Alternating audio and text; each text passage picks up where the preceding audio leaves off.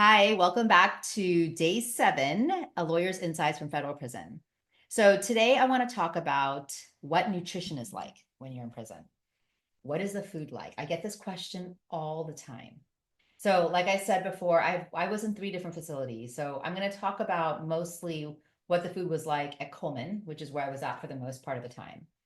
And I guess I'll start by saying what you can imagine is what it was, meaning there was, first of all, there were not a lot of options in the chow hall, and there was a lot of red meat, pork, and ham. I actually don't eat any of that, so I was really limited because I would have to go to the vegetarian options, and the vegetarian options tended to be like a veggie burger, but it was like a hockey puck. It was so hard, had no taste. It was like sandpaper. Or there would be cottage cheese sometimes, or like little plastic containers of peanut butter, which I would like hoard if I could. In the mornings, there was like basically like it was like Raisin Bran without the raisins. So like a cereal, but I actually loved that because it was the one of the few healthy options for the morning. There was also usually oatmeal and then eggs and bacon and sausage and some other things that I didn't like, that I didn't eat. One of the things I actually loved at breakfast was there was always milk cartons, so like regular milk and chocolate milk, and to me that was a big source of protein for me first thing in the morning. So I tried to hoard that as much as possible. Lunch tended to vary. Actually, my favorite days of lunch were salad days because it was actually like the healthiest option you could get. But I will say that most of the time when there weren't options for me for food, I would eat what I had bought from Commissary. I think I've shared that I was really fortunate that my parents kept money in my Commissary account. And I recognize I was really blessed with that because a lot of women in prison don't have money in their Commissary. And in a future video, I'm going to share the hustles that a lot of women run in prison because they don't have money in their commissary. And so we'll talk about that in a future episode. But so because I had money in my commissary, I was always able to like at least buy some other types of food that I could keep in my locker. So my kind of staple most nights when I couldn't eat anything in chow hall was what I will call a tuna melt.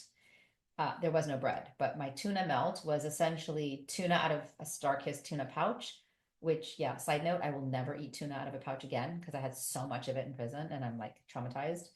And then I bought this like cheese that was um, processed cheese because, of course, we didn't have refrigerators in our bunks, and you could keep this in your locker and it didn't need to be refrigerated. So it was like I guess like a fake block that looked like cheese but really wasn't cheese, but I used it as cheese and it could melt. So I would like cut it up because of course we had no knives. I did have scissors, so I would cut up the cheese, and I'd put it on top of the tuna and I'd stick it in the microwave and it would melt. And then I did buy from Commissary a sweet and sour like sauce. And I would like pour it all over the tuna and the cheese, and I would eat that for dinner. And like I actually got to the point where I would crave that because it tasted so good compared to other things that we had. But the nutrition in general wasn't great. Look, guys, like I got when I came out of prison, I was 30 pounds lighter than I am now. 30. And this is when I worked out every single day. That'll be another video as well, like fitness and what I did to keep my mind and body healthy. But the actual nutrition side of what was available was really limiting. I will share that I was in prison for Thanksgiving and Christmas, and on the holidays, the women that work in the kitchen, because yes, we all had jobs. Also, another video will come on my job. But the women that actually whose jobs were to work in the kitchen, many of them were phenomenal cooks, which is why they wanted to work in the kitchen. There was this one woman, and I can't remember her name right now, but she was an incredible baker. So on the days where she would make dessert, like trays and trays of like chocolate cake, pumpkin bread, like whatever she made, we all tried to go back for seconds, which wasn't always possible.